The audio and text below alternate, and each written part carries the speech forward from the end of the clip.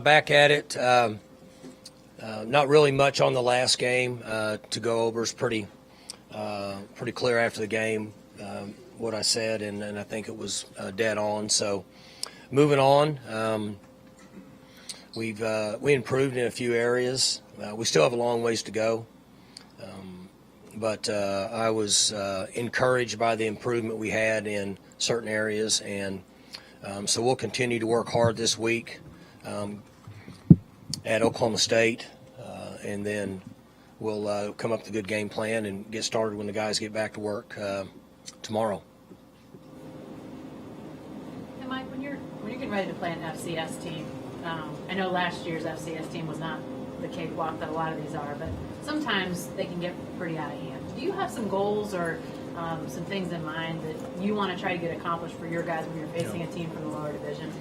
So I told the team that overall on paper, whatever paper means, didn't mean a lot last week, but on paper, people are going to say you're a more athletic and a more talented team, and I'm okay with that. So, but I'm stressing the importance of focus, stressing the importance of us improving in all three phases, and then also understand that we always respect whoever we play. We talk about that in this culture for years here.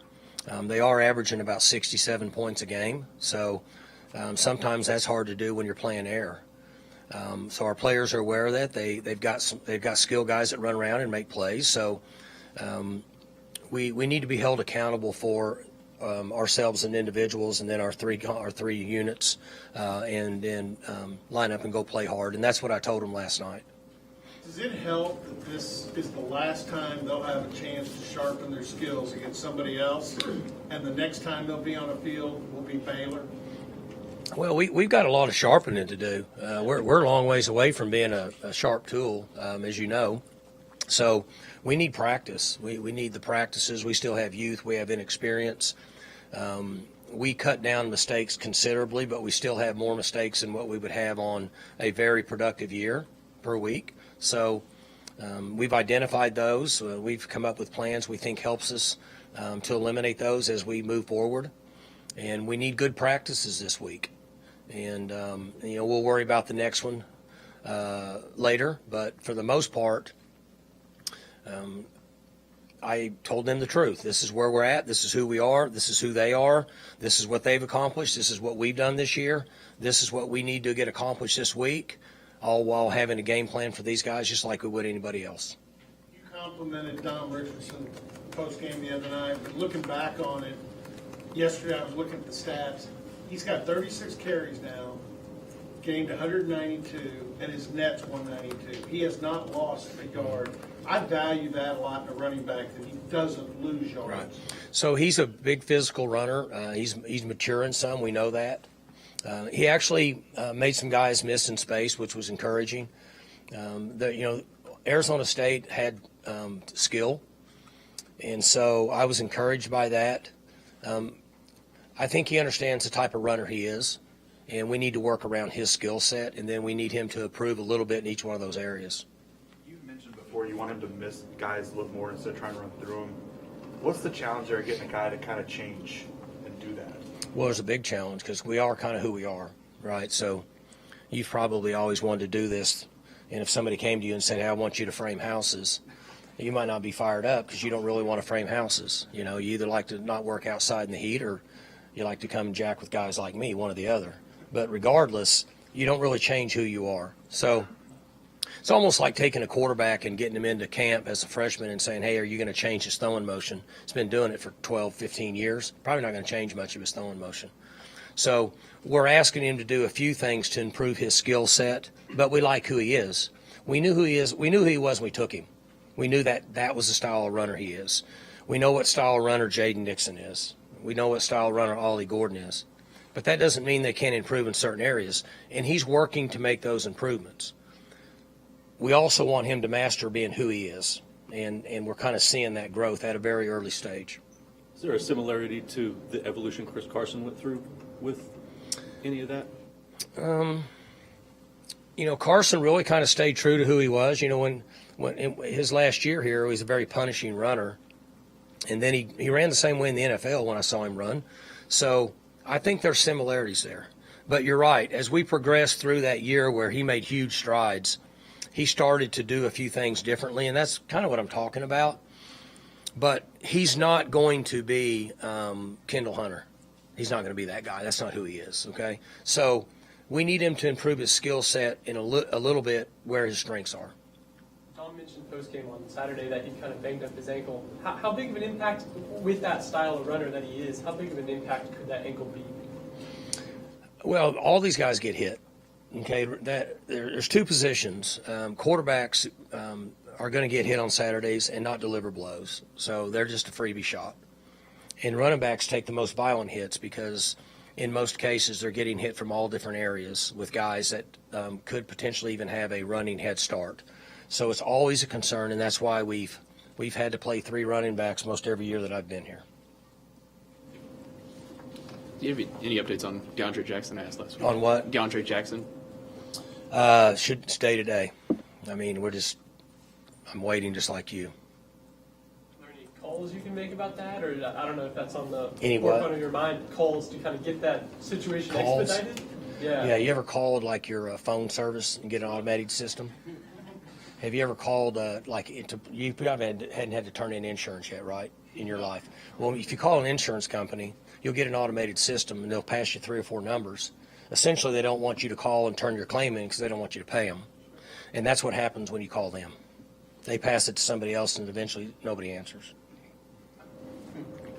Coach, after getting to watch the defense week 1 to week 2, now that you've gotten to see the week 2 film more in depth, what did you see the major improvements were? We were better at communicating. I mean, you guys watched the game. In the first game, we left gaps open multiple times, turned guys loose in the red zone in coverage. We were much better. We still have ways to go, but we're improved. I'm pleased with the improvements we made from week 1 to week 2, but those improvements aren't to a point now to where we can be successful for the remainder of the year. We need more improvements this week.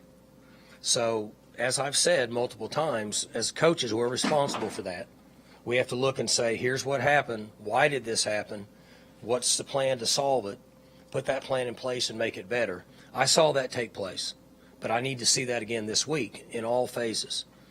Just like offense, we were a better run blocking team in the second half than we were in the first 5 quarters of the season, or 5 halves, or a first half, second half, 3 halves. Got much better. I don't know why, but we were. That's the way it needs to be from start to finish in order for us to continue to improve each week.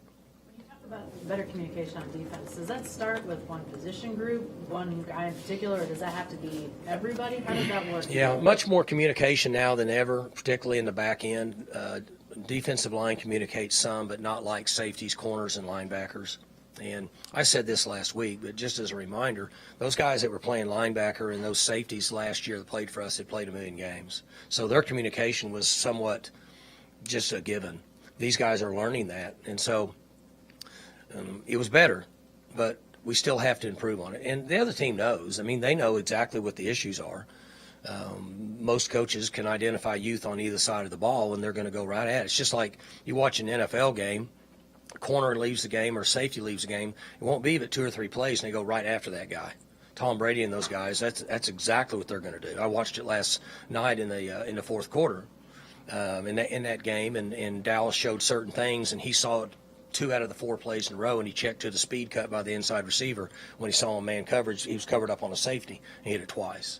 Same thing that coaches do at this level. You have more than a few old souls on your team, guys that act older than they, maybe even older than they are. But when you look in particular at Brennan,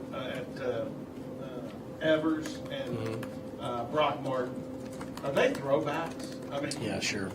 Well, and it's interesting. I talk to the team a lot about our discipline and toughness, and explain to them and define that for them so they understand what that actually means, right? So most young people that we communicate with today, you can tell them something, they shake their head. They have no idea what you're talking about unless you question them and ask them. And the other day I talked to the team about it and how important it is and the way this culture was built. And when we were done, Brock walked up and put his arm around me and said, Coach, really all I have is discipline and toughness because I'm really not that good. He goes, I just kind of live on discipline and toughness. And I said, well, there's 2 things. 1, that's true. 2, you are pretty good because you choose to do that. And you are tougher than most people that step on the field. So, yes, those are throwback guys from the day. And Evers is like a 30-year-old man. You know, he's working on his 3rd degree or whatever. He's got, I don't know how many degrees he's got here, and he's getting his education, and he's a role player. And, you know, they get beat up. You see them in games, they get hurt. You know, they're like 10-year vets in the NFL. You know, they come over and they, you know, smoke a cigarette and they go back out and play 10 more plays. I mean, that's what they do. You know, just like the guy that played first base back in the day for the Cubs, Hernandez, right? And Don Mattingly, you know, they'd burn one in the dugout and go back out and hit a double opposite field. The name Ben Bowie came up on our broadcast the other night. He's a throwback. I said I would pay to see Ben Bowie in his prime go against Evers. That would be. It would be a battle that you'd have to turn the lights on for, because neither one of them would ever give in. Bowie's like the guy that you fight in high school, and then if you end up winning the fight, the bad news is you have to fight him tomorrow. And then he probably wants to fight again the next day. And that's Bowie. You know, he came to practice about 2 weeks ago, and we were kind of reminiscing a little bit about you know, when he walks in, he doesn't really look like a guy that could block Tommy Harris, I think his name was, played at OU.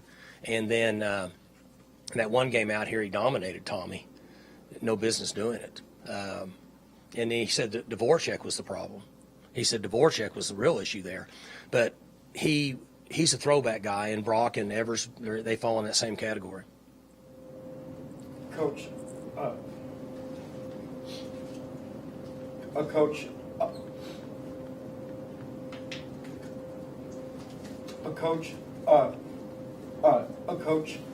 how have you seen Preston Wilson adjust under center and kind of become a leader of that fast tempo offense? He's doing good. Preston is learning to navigate that particular position, which is not easy. You know, they kind of control everything. So you've heard me say a lot of times that this offense is simple except for the quarterback.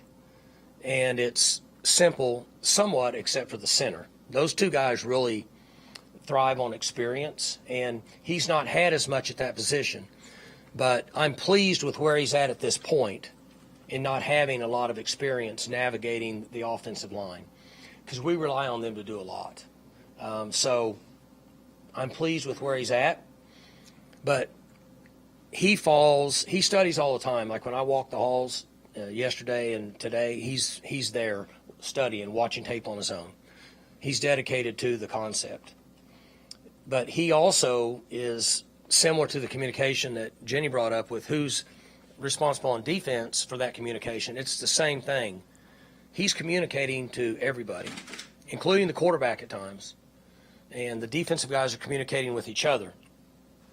And there's youth in those spots, and that's why it's not where it needs to be, but I'm pleased with where he's at now compared to the first game. Talk gave the offensive line a C after Central Michigan. What did you see from them this past weekend? A grade? Yeah, grade. Yeah, I give them every bit of a B this week, because in the second half they were physical and covered guys up in the run game. And I might have said this after the game, but our defensive line took the game over in the second half, and our offensive line and running backs took the game over in the second half. Much different than what we did in the first week. Do you think you learned anything new about those guys, or was it just a matter of execution? The offensive line? Yeah. He just covered guys up. So when you have the style of backs that we have, with the exception of 23. 23 is a Kendall Hunter kind of guy once he grows up and gets mature and a little stronger. The other guys are going to run through arm tackles. So we need to cover guys up. If we cover defensive linemen and linebackers up, we can run through arm tackles.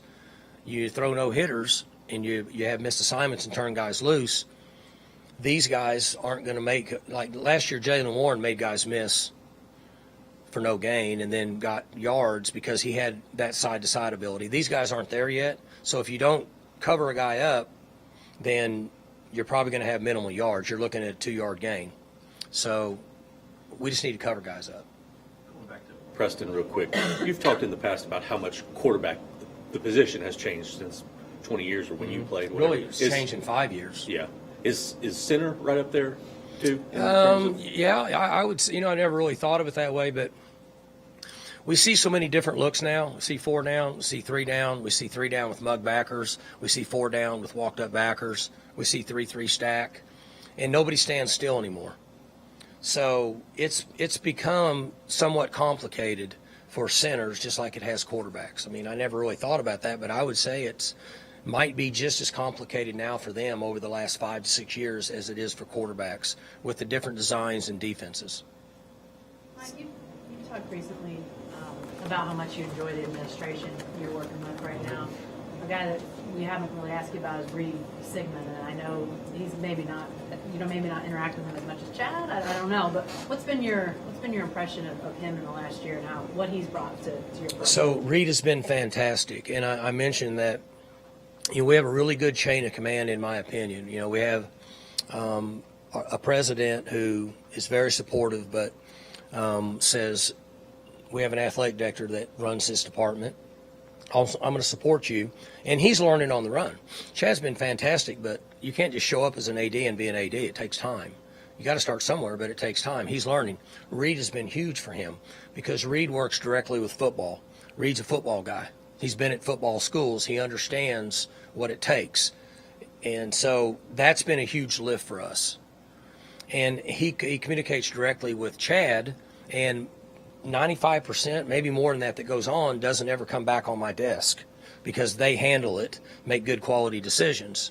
It's not always been yes, coach, but there's a good decision made for whatever reason, even if it's not something that maybe we want. And he's been huge because he understands in the big picture what it takes to be successful in football. I mean, I've obviously interacted with him a lot less than you do, but he seems very analytical. He sort of brings a pretty intelligent mentality, I would think. How does that play when you talk about big picture? Is he able to see those things that maybe you're not even anticipating or thinking about? So most people we come across in life, if they're talking a lot and going really fast, they're trying to convince you that they're smart, intelligent. Smart people sit and listen and don't have to cover themselves for that. Reed just sits and listens. He's very intelligent. He's very analytical, and he has a lot of experience in what he does, so he gets it. So all he's doing is gaining information and spitting it back out if he needs to at some point, or he's already made a decision in his mind. He's just going to clear it through the boss and then bring it later, and that's what he does. He sits and thinks and listens. And what was the cartoon guy, the mad scientist cartoon guy? You got young kids when they were going on. He was in the chemistry lab all the time. Dexter the Laboratory. Yeah, you know him. He's a good man. Okay, no, I'm talking about, but I thought maybe your kids would have watched it. But anyway, Dexter Laboratory. That's kind of like Reed. Like he figures it out. He's smart. He's like all this, and he comes up with a plan. But he's been fantastic for us again for 2 reasons. One, he's a good communicator. 2, he's been at big time football schools and he gets it. Last thing I'll ask about him: is there an area where you can point to and say, we're better in this, definitely because of Reed's influence? Communication. So in order for President's going to do whatever she wants to do. We all report to her. And then in order for us to function, we need good communication from the head football coach to the athletic director, and then who's ever in charge of football, which is basically Reed. And if we have good communication and we're all on the same page, right or wrong or indifferent, we can accomplish things. When there's not a good line of communication, then things get stopped, and then the factory doesn't produce anything because there's no engine in the car because the factory stopped. So he's really good at communication, and that keeps things flowing. It seems like Sam Willis had a pretty good start to the year. Has He that has. surprised you at all? No. He's growing up, maturity, experience. Last year we had so many guys. He didn't get as many reps as what he would have if we had a really, really good defensive line last year. So now he's playing more. He's learning to push through a little fatigue. His technique's better. His shoulders stay square. He's not getting turned as much. He's flat backed. He's staying low. And what you're seeing is right. He's improving and getting a little bit better. He should be considerably better in a month. He played a lot of, maybe it's true freshman year, redshirt freshman year, something like that. Yeah, and then not so much after that for a while. What's kind of went into that? Just Just players, just guys, Izzy was here. Izzy's on the practice team for one of those pro teams. I mean, we had good players here. guys that were just playing in front of him. On the defensive line, we all know about the depth you got at end, but how comfortable are you with what you've got at defensive tackle from a depth perspective? I mean, we're not quite as deep there as we are at the end. That's why we play Lacey some inside and outside for that reason. I mean, I would always like to have another 300-pounder. You can't ever have enough of those guys. But I'm not going to complain because we're far better from a depth standpoint than what we used to be. You know, Dave and I were talking last week on a radio show. Shane Jarka was playing 65 plays a game for us at one time. I mean, he could have filed charges against us for that. You know, his body and he's not ready. He wasn't prepared for that. We didn't have anybody else. But fortunately, we don't have those issues now, so I'm not going to complain too much. Something after the game that stuck out was Tyler Lacey said he likes watching tape and a lot of those guys in the pros. Who's that? Tyler Lacey. He likes watching a lot of pro tape. Right. So we talk about that quite a bit, particularly pass rushers, because they use, you know, the other night, whenever that game was, I don't know, Von Miller was playing against somebody, and I came home and watched it in the fourth quarter. And you can watch his pass rush and his technique and his path and his shoulder dip, getting his pads down and ripping under and then bending around and grabbing a quarterback's legs. That's the one position, defensive rushers, defensive end that rush the passer, that you can learn from watching, in my opinion. You know, years ago, when I was, I don't know when it was, 20-something years ago, I was visiting with Coach Holder about teaching golf. And he said, in his opinion, the best thing a young kid can do until he's 12 is turn the TV on and watch those pro guys on TV and watch their swing. He said you can learn from that. And then once you get to be after 12 years old, maybe we can teach you a little bit of golf, but you should just watch TV all the time and just watch these guys swing. Now, obviously, I don't know anything about golf, but I think it's the same at the defensive line position, that if I was a defensive lineman, I would watch the cut-ups of, I say cut-ups, that shows how old I am, watch the videos on Twitter, I guess is where they find them, of these guys as pass rushers, because you can learn a trade and techniques from those guys. Obviously, you have one of those former guys who's now in the NFL in Ogba. I mean, he's been one of the top sack guys. Is there anything from his film here that you could tell guys that, you know, this is what he was able to do that made him so successful, made him an NFL guy? Yeah, I think it's some of the same. They watch guys that have been here, but I think they're more infatuated with the NFL. I mean, that's what they like to see, right? They dress like them on game day. They turn their pants into shorts, and they do, you know, I saw Lacey, I don't know how many sacks he had Saturday, but one time he did, you know, that. And somebody in the NFL does it. I don't know who it is. I've seen it, so I'm for it. I'm all for it. But they like to pattern themselves after NFL guys. Mikulski and Woodard split reps at right guard. Was there something that went into that? Or? No, just trying to keep guys fresh. You know, there's two positions on the field that we don't play anybody other than the starters, and it's offensive line and quarterback. That's just the way it's always been.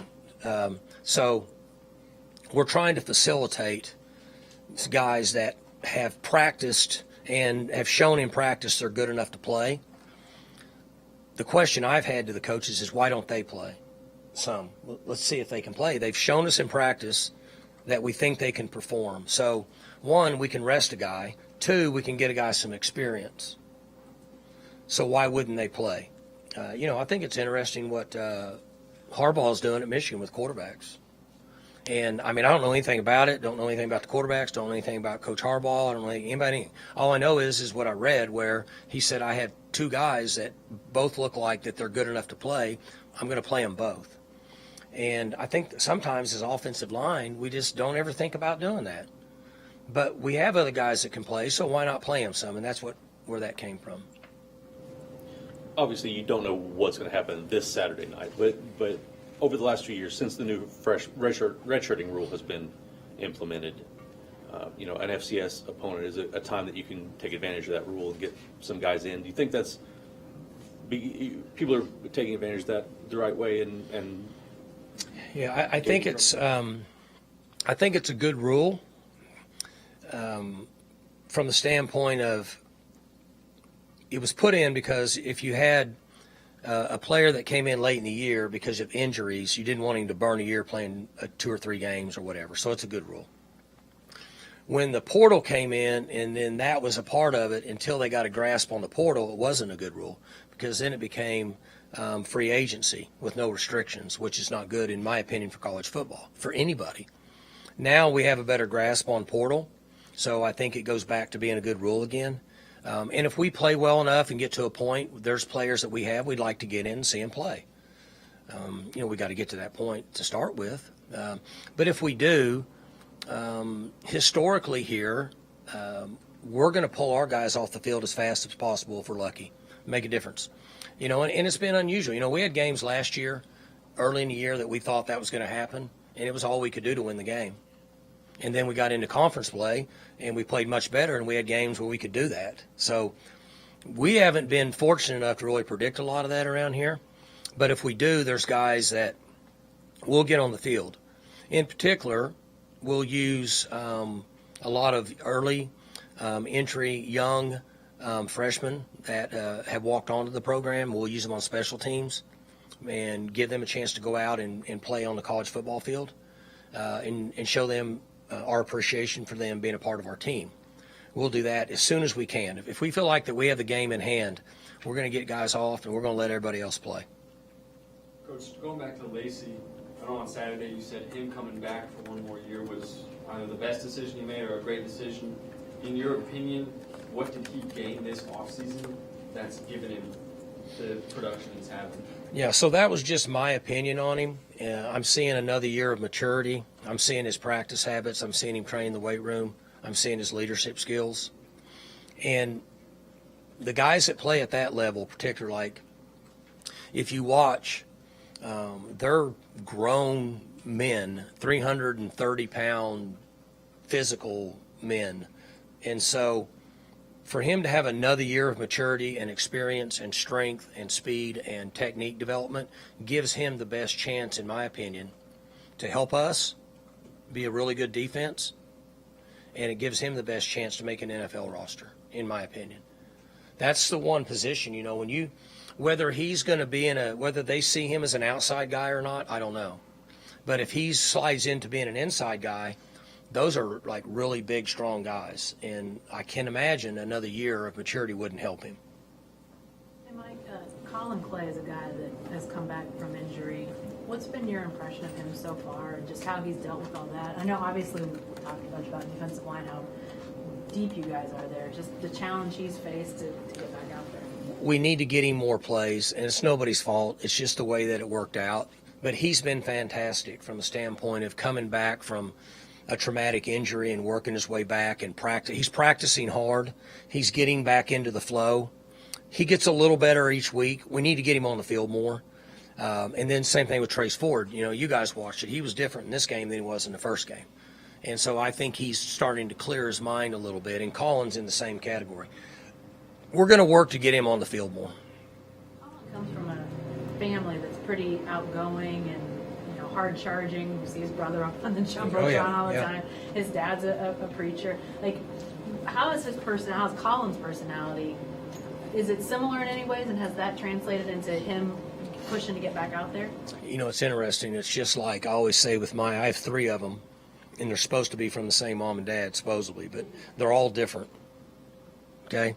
Colin is the complete opposite of them. Never says a word. Unless I speak to him, I don't think I've ever heard him talk. The young one has talked more in one day than he's talked in his life. And obviously his dad's a preacher, and he loves to talk. So it's interesting. Colin is just as quiet as they come. Great kid. Did you see Malcolm's hip toss from yesterday? Malcolm? Yeah. I did not. I have not seen anything on any of that. I've heard great things about him, but I did not see anything. No, I didn't see anything on Malcolm. I saw Jalen Warren pick up a twisting lineman and bench press him to the ground. Somebody sent me that. That's the one thing I saw. It was a pretty wild weekend for college football as well. Was there any game that you saw final score of that really stopped you? I didn't really watch much. I was up here most of the day. Obviously there's some surprises out there, but they don't really surprise me much. You guys know how I feel about it. We live in a time where 18, 19, 20, 21, 22, 23-year-olds are easily distracted. and they don't focus, and you don't focus, you don't practice well, turn it over a time or two, the other team makes a couple big plays, you in the fourth quarter, and before you know it, things get tight, and you don't play well, and you can lose. And that's what can happen. None of us focus well, right? We're all the same. If we don't get something we like, we swipe our phone and go to something else real quick. That's what we all do. That's the world we live in. And so it's a huge, huge factor. People discount it, saying that it's just coaches talk. It's not. If you don't focus, it's like I told the team last night. You guys got a choice to focus and understand our game plan and practice hard this week to play the best you can Saturday. Or you don't. You can think that you're playing a team that's not as good as you. You can think that you're trying to get ready to go on an open week, and maybe you're going to play the next team. And the truth of the matter is, you won't play very well. So I think a lot of times people don't put enough into, if you can't keep them focused, it's really hard for them to play well every Saturday. And certainly that's what we have to do at Oklahoma State. We don't have the luxury of rolling our helmets out on the field and saying we're going to win. It's never been that way here. You've always said that the polls shouldn't come out as early as they do. Does a weekend like this past weekend kind of go into that where you don't really know who's the best team? I mean, I don't think there should be any polls till October 1st, just because how do we really know, right? I mean, we don't know. I mean, you see things that, you know, I don't even know who's ranked really where. I know where we are because y'all tell me, but I don't pay much attention to it. There's teams in it, and everybody says it's good conversation, right? It's good social media stuff. That's why we do it. That's why somebody does it. But October 1, usually have a pretty good feel for where everybody's at. And I think that's probably a fair estimate. There's teams that are going to be ranked in the top 15 in the country that don't deserve to be ranked in the top 15 in the country. And there's teams that are in 25 to 35 that probably deserve to be in the top 15. We just don't know it yet. So, but it doesn't hurt anything. I don't put any stock into it. And I tell our team, I hope you don't put any stock into it, because you're really only as good as tomorrow's practice, period. We don't have the luxury of taking many days off. Good? All right, guys. Thanks.